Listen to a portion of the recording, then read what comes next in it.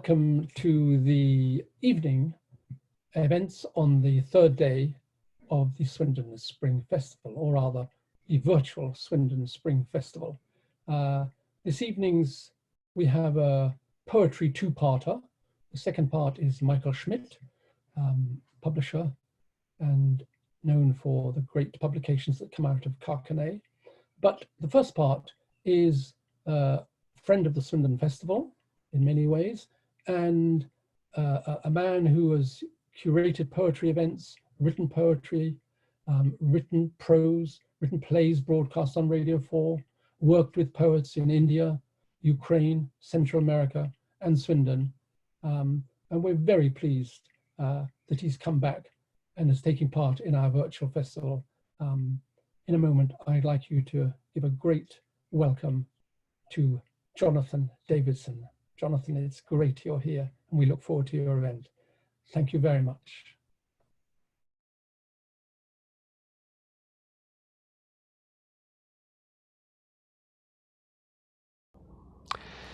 Hello, my name is Johnathan Davidson, and I should have been appearing at the Swindon Festival of Arts, Literature and Ideas, but instead I'm appearing in my backyard next to my lovely blue shed to talk about my book.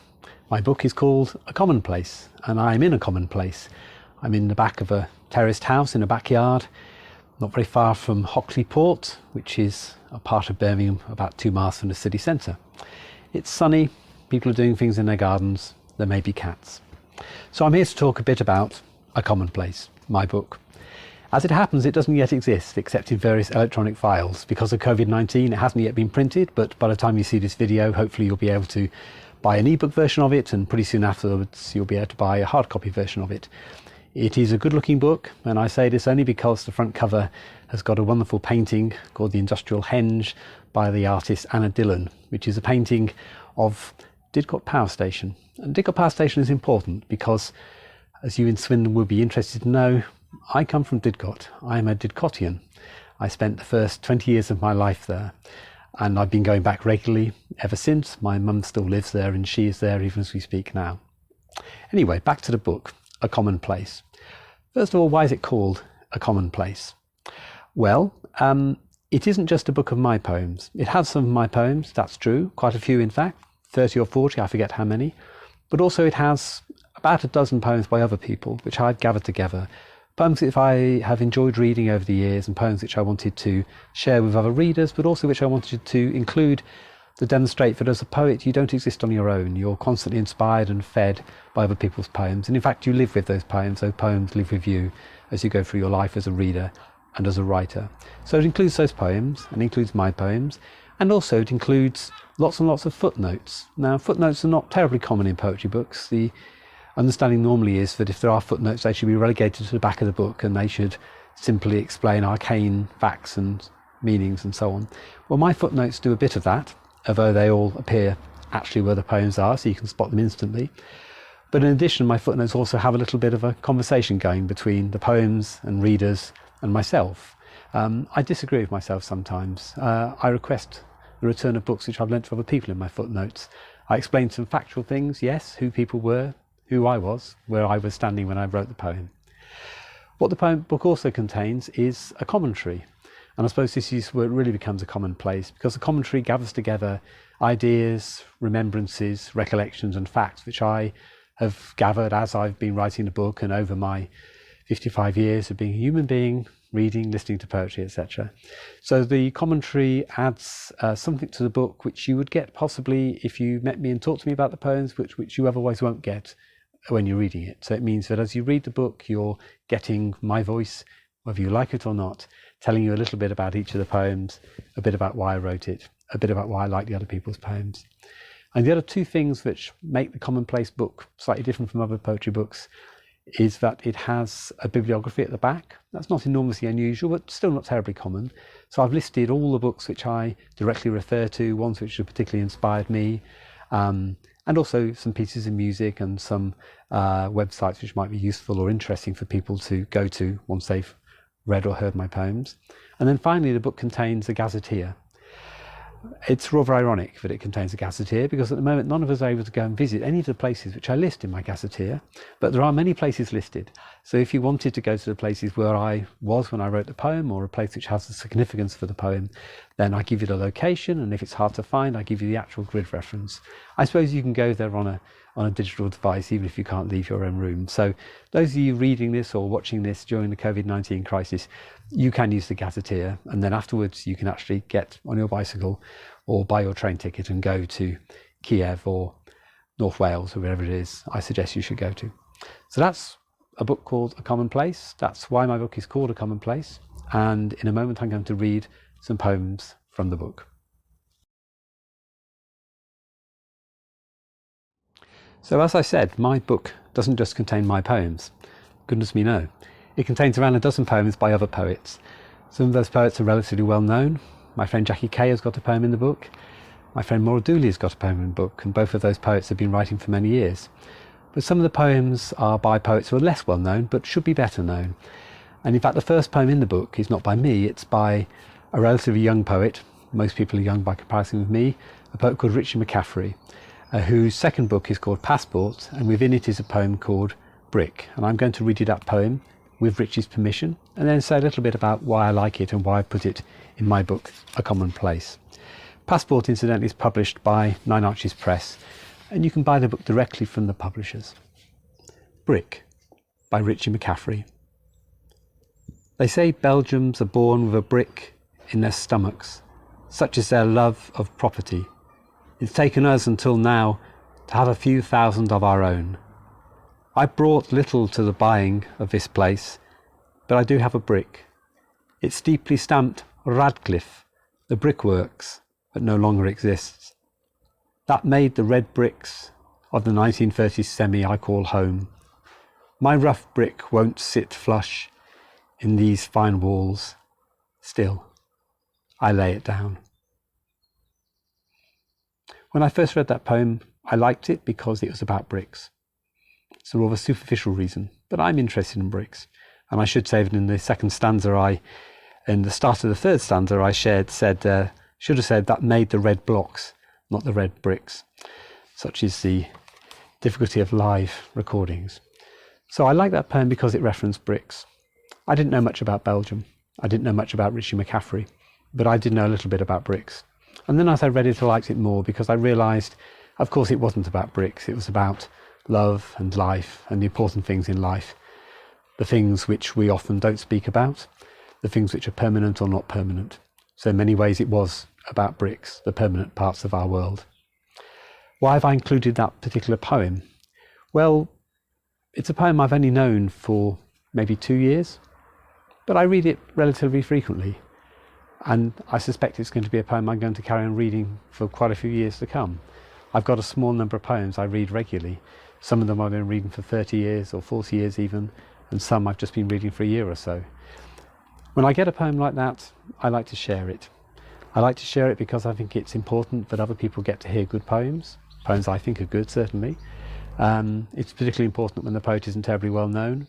There are lots of people clamouring to have their poems heard. Richie is not the sort of person who clamours, so all the more important that somebody like me should give some profile to his poem.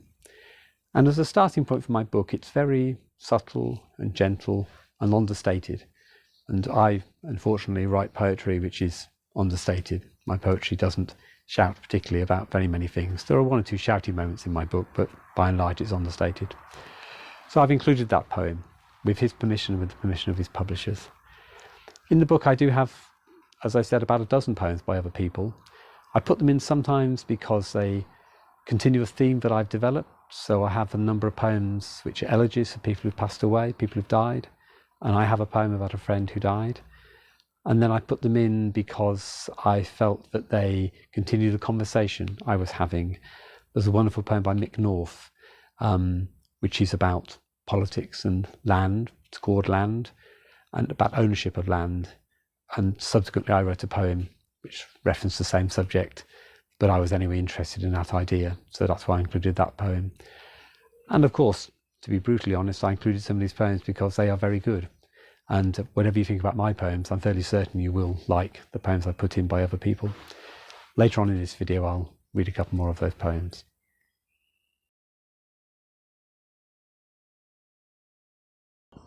So now here is a poem that I've written, and I'm going to give you a little bit of the background, because in my book, A Commonplace, I don't just print this poem, I also give some commentary to explain how I came to write it. It's called The Back Roads, and you don't need to know very much, but it'd be quite nice if you did know a little bit. So first of all, I wrote it while I was cycling in North Wales, maybe 6-7 years ago. I'd had a good day's cycling. I was coming down a small road heading towards my last tea shop of the day, and the map suggested to me that I could save maybe a kilometre of cycling by taking what my dad would have called the back roads, which was a phrase meaning a route I think I know, but I may not know as it turns out. And it turned out that this was a route I thought I knew, but I didn't know it as well as I should have done, because it went from being a road to being a track, to being a stream, to being a river, and then back to being a road again. And as a result, on that relatively quiet and dry day, I ended up with wet feet. And shortly afterwards I stopped, got off my bicycle, got out my notebook and wrote this poem, because of course I'd been reminded that what I'd done then, taking the back roads, was what my father, my dad, had done all his life, and that myself and my sister and my mum, we'd all suffered on a small scale, being led down the back roads. So this poem is called The Back Roads. And he would take the back roads that often led to ploughed fields, barbed wire, farmers with shotguns, and once to a wooden footbridge over a river with a sign saying, "Condemned." We crossed, of course. That was my dad. Where is he now? I swore I wouldn't take the back roads, but here I am, lifting my bike over a stile, wading a ford, crossing a rifle range. Here I am on the back roads, and that figure ahead, vaulting a 5-bar gate, as one shouldn't. It is my father. I won't be the only son with the kind of father who insists you take a shortcut and it all ends up badly, but it's one of the things I remember about my life with him. Before he died, I told him about my journey and what had happened, and I think he understood why I'd done it. I'd certainly become my father's son. Sadly, I'd never read the poem to him, even though it had been written before he died. He died a few years ago, and I regret not reading it to him, but it's too late now. So that's an example of a poem in my book which would hopefully work without any commentary at all, but which does benefit from you having a bit of knowledge as to how it came to be written. Possibly that will help readers identify with the poem, imagine that it's their own experience, place their own experience upon that poem, or at least to enjoy the comedy of me getting lost and getting my feet wet. Not all the poems have the same personal stories. Some of the poems I've written don't have that personal interaction with my life history, but quite a number do, and I feel that because I won't be here forever, I need to record what you need to know in order to enjoy the poem, so that's why the poems have the commentary.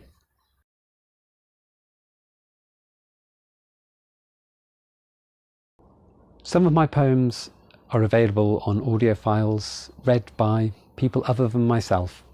In fact, mostly by people other than myself. It's not that I don't like the way I sound when I read poems, although I rarely listen to myself, but it's because I have learnt that if you give a poem or a piece of writing to somebody else and you get them to read it back to you, if it's a good or okay poem, it is enriched, as the phrase goes. You get all sorts of additional pleasures from hearing somebody else put it through their own body and their own voice. But also I know that if the poem isn't very good, having somebody else read it will certainly warn me that it isn't very good. So hopefully the poems in the book are the ones which are okay. And in a moment I'm going to play an audio recording of a poem about my grandfather called Frederick Arthur Davidson, for that was his name, read by my friend Sue Brown. And before she reads it, I'll say a little bit about the poem and a little bit about Sue. So my grandfather, who died probably 20-30 years ago, had been a merchant sailor. He'd run away to sea. I believe he was 14 when he ran away. He may have served in the First World War. Subsequently, he came back to Merseyside.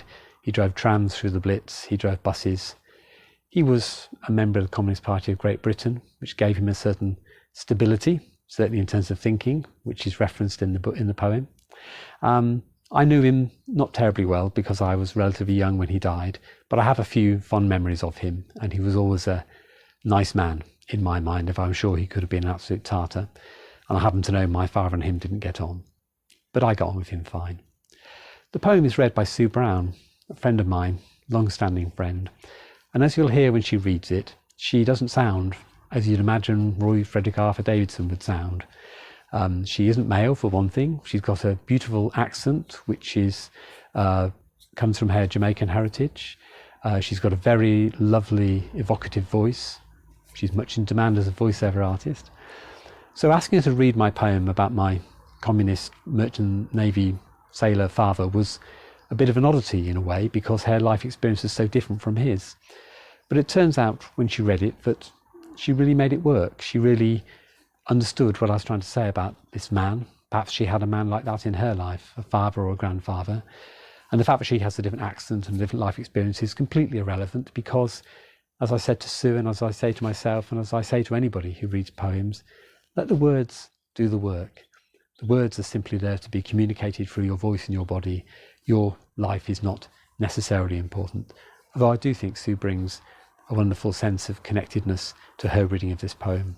So we're going to hear her read it, and we're going to play the text on the screen in front of you. So those of you who wish can join in at home, a kind of poetry karaoke.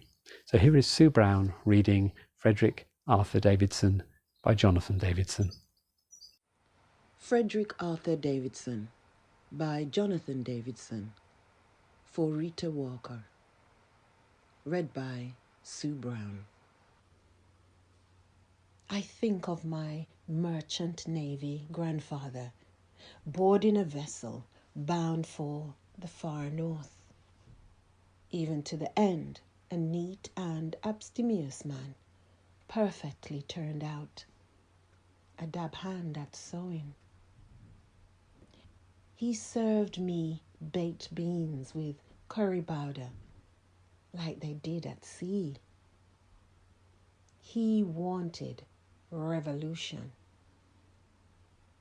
That he was, on balance, wrong about how the world would sail itself is, on balance, irrelevant. He stood still on one of the decks as the ship cut its way through a choppy swell, and he moved with the mass of steel and water. A man at ease with the mass of steel and water.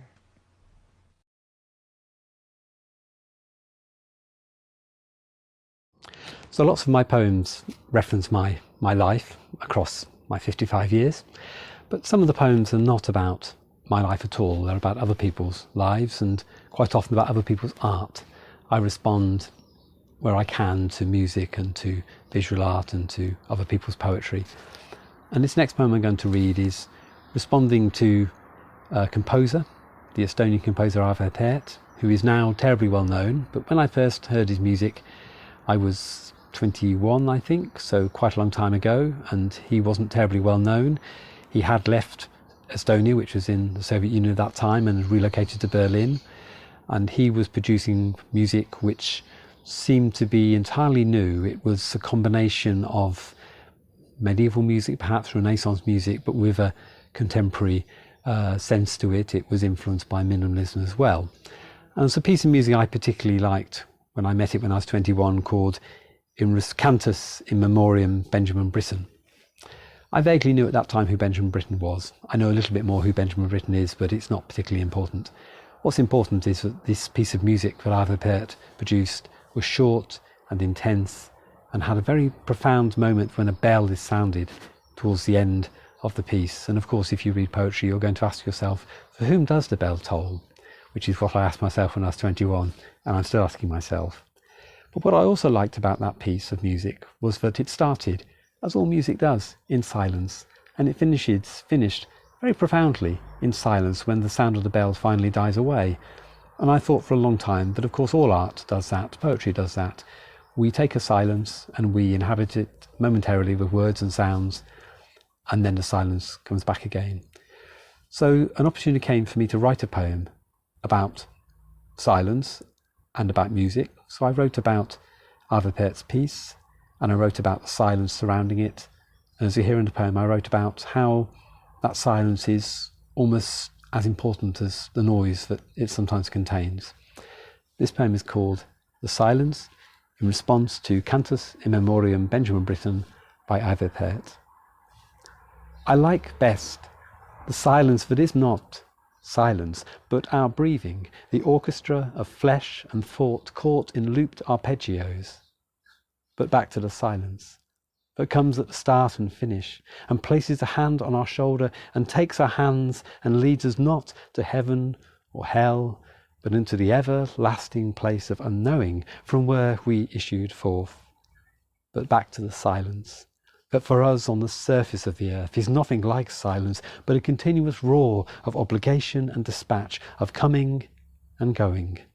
And for Benjamin Britten was the great bell tolling and then not tolling. And that is what I like best. The silence that is noisy, like the bell, but we go back to from where we came. And I've given you some silence there as well. It's important to have silence. Although it turns out, in my backyard, in this suburban part of Birmingham, it is remarkably noisy, even with lockdown. A lot of people doing things in gardens. There are the noisiest birds in Christendom, and the gentle flow of traffic taking people to the local hospital, sadly. So, that was the poem, The Silence, in response to a piece of music by Arvo Pärt. An enthusiast for bricks, and I will be reading a brick poem shortly. But I'm also an enthusiast for apples. I like apples. I like to eat them, of course, but I like the culture and the folklore that goes around apples, and I like the act of picking them and orchards. And I learnt to really like orchards when I was 18 and I'd left school, and for an autumn I worked in a small orchard for a small orchard owner called Miss Bolcombe. And my job was to pick apples, and I was with some people from the village, all of them very much older than me, who were sourcing the apples. And then subsequently I was given the job, when they'd all finished and we'd all gone home, to be her gardener and to dig the earth for her. She was an interesting woman, and in the commentary in A Commonplace I say a little bit about her, but I can say now that we could never define exactly how old she was. She appeared to be ancient. She had an old dog. She lived in a sort of rackety wooden bungalow just at the entrance to her orchard, which was in South Oxfordshire. And if you get my book, A Commonplace, you can see the grid reference, although she is no longer there, and please don't disturb the current residents. She also had a very small tractor, which she used to drive around her orchard, to drive down to the bottom of the orchard and back up again to collect the wooden boxes of apples that we were collecting. She was stern and short of temper. She didn't appear to like men very much, although she tolerated me, maybe because I was a mere slip of a boy. I worked there for a couple of autumns, and then for that final autumn when I was 18, and then I never worked there again. I never saw her again, and I never knew what happened to her. But the idea of this elderly lady running her own orchard, being absolutely in charge, intrigued me, and the possibility of her past intrigued me, and the fact that she was growing apples certainly intrigued me. And subsequently I did some more work with apples and orchards. I made a radio play about an orchard, and I spent some time tending ancient apple trees with an expert in apples who taught me a lot about apple culture.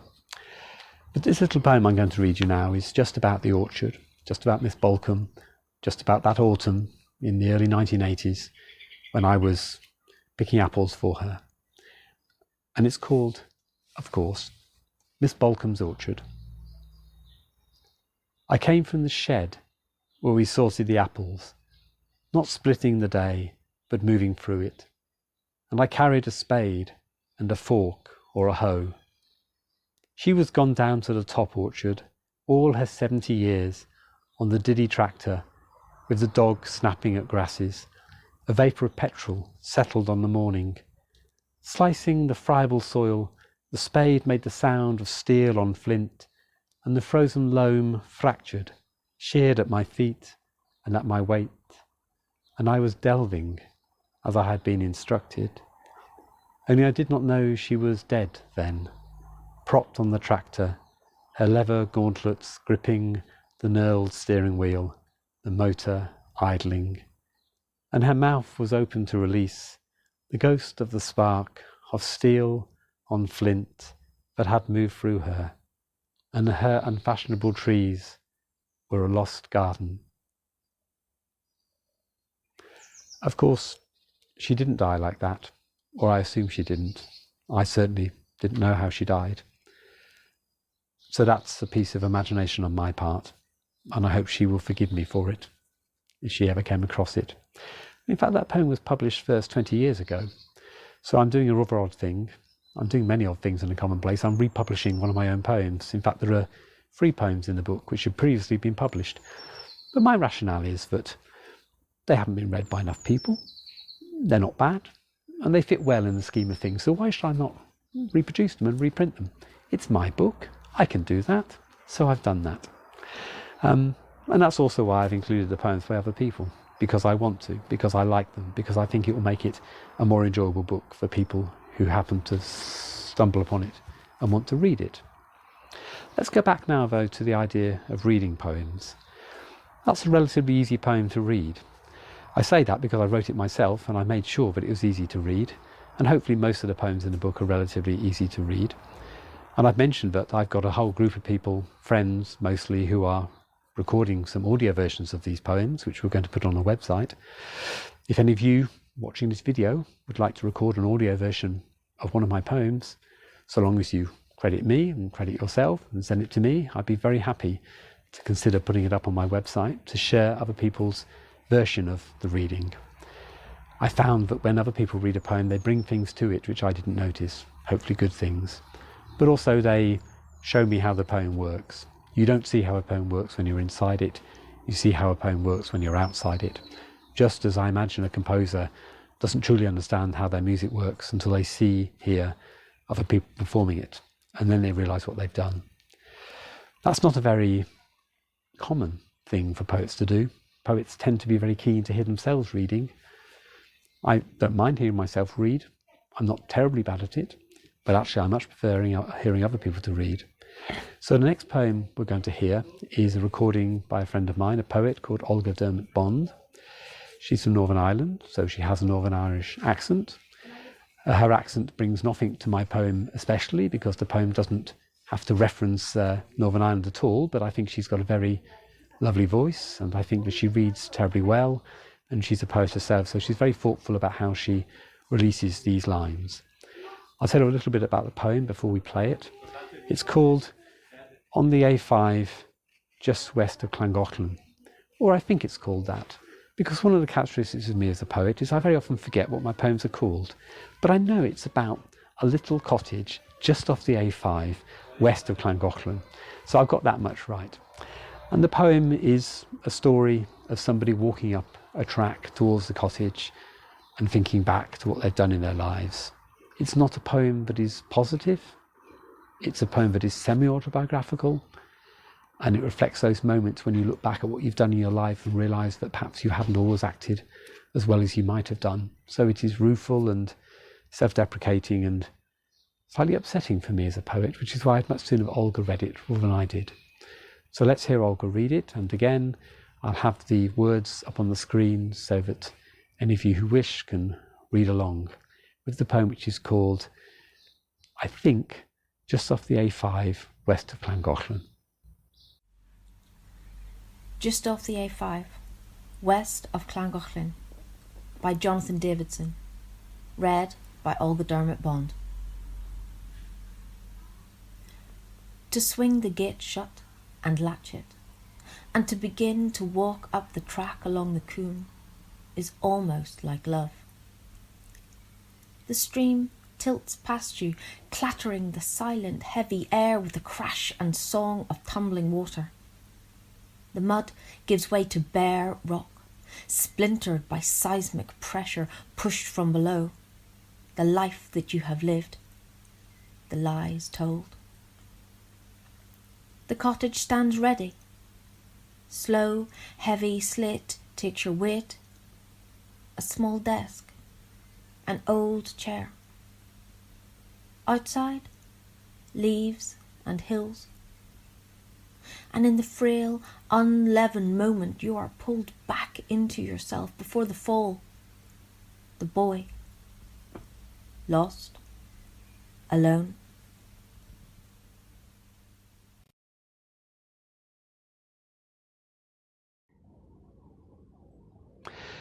So at last we come to a poem about bricks. Why do I like bricks? I like bricks because they're very homemade. They're very of their location.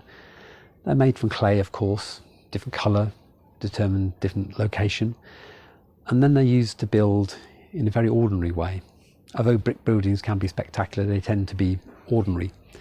And the people who build them are perhaps ordinary, but within that ordinariness, brick builders often created design and artistry and communicated to us in the way they laid bricks. And in this poem I reference Flemish bond, for instance. A bond is the form of how bricks are laid in a wall, the short sides, the long sides, contrasting, etc. And there's lots of other things that good brick builders can do to bring a certain individuality to their brick houses, their brick walls, etc. This poem is about that. It's also about thinking of all those people who did spend time building with brick and are now entirely forgotten because brick buildings don't, generally speaking, encourage people to remember who created them or even who designed them. It's called brickwork. They use a Flemish bond, but set in it sufficient blue-flared headers to make the lozenges of language for an eye to read with ease 100 years ahead. A brick arch frames a window for the light to be let in, and for a door a lintel. All are laid like script declaimed on Sundays, at faces plain as chimneys on a roof. The building of a cottage, house or grange, that finds its height and stands against the day is song, for hands that speak in courses, that hearten as they weary of the work. And they are dumb, or gone away, or dead, who cut the sweet pale clay of sentences and fired them in common kilns to make the narratives for keepers home and dry. What we read now, when walking through a place, is all that's left of those who squared the quiet day with chisel, hawk and bolster, who held their tongues but spoke vernacular. And should you chance upon my book, A Commonplace, you'll get some footnotes explaining what a hawk and a bolster are. They're two implements used to make brickwork.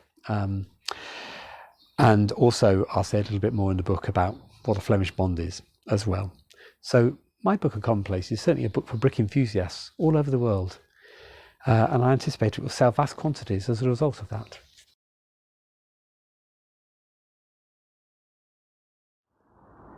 So I'm now going to read a poem which is towards the end of my book, A Commonplace, and it's not by me. It's a poem by the late Anne Atkinson, who was a friend of mine and who died a few years ago, certainly before her time.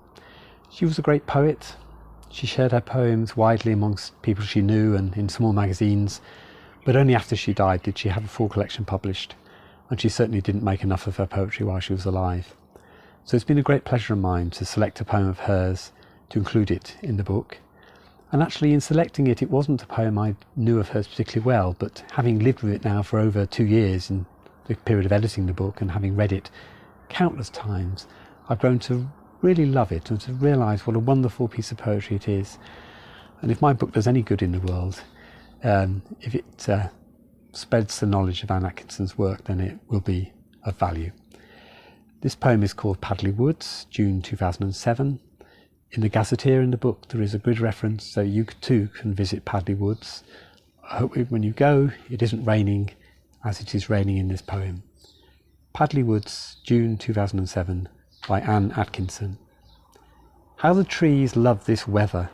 Slaked hydraulics pulse on full power, their trunks drenched conduits as they lean into the long moment of their fall. Water streams the paths, finds new ways down and lays washed sand in its wake. Tree roots spreading like knuckled veins over the slopes are terraces of sand and silt. The music of the gorge is white water, its constant industry of flow, the brook full of itself and urgent for the river, shifting wood, moving rock, carving stone. At the bridge the water's hurl is leather brown and heady. On the road springs erupt and well through tarmac. Streams find their way easy through dry stone walls. The canopy is listening, its tesserae of leaves held out palm up and tapping a morse of rain. More rain, then louder, loud as the brook's full-throated song clattering. Rain, here it is, again, and more of it. Rain, more rain. I think that's a lovely poem, and I'm very pleased that I've been able to include it in my book, A Commonplace. And to say now a little bit about the book itself. It is published in July 2020. The hard copy and the ebook version are available from the publishers, the ironically named The Poetry Business. Google, you can find their details. Put my name in, you'll find details of how to order my book. Put Anne Atkinson's name in, you'll find details of how to order her book as well. If you have enjoyed hearing these poems and you'd like to record some of them yourself and send them to me, then please get in touch with the Swindon Festival of Arts, Literature and Ideas, and they will very kindly pass your email on to me, and we'll have a conversation about what you might record, and I hope I'll have an opportunity to put your recordings on my website for other people to enjoy and for me to enjoy as well. Thank you very much for your kind attention.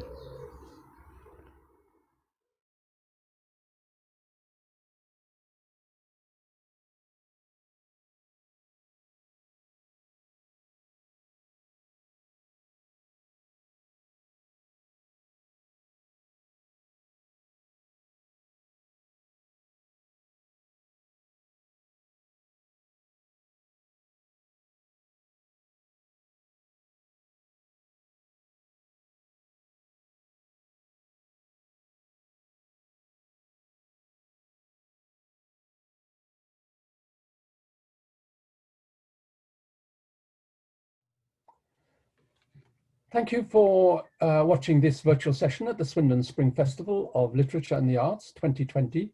We do hope you enjoyed it.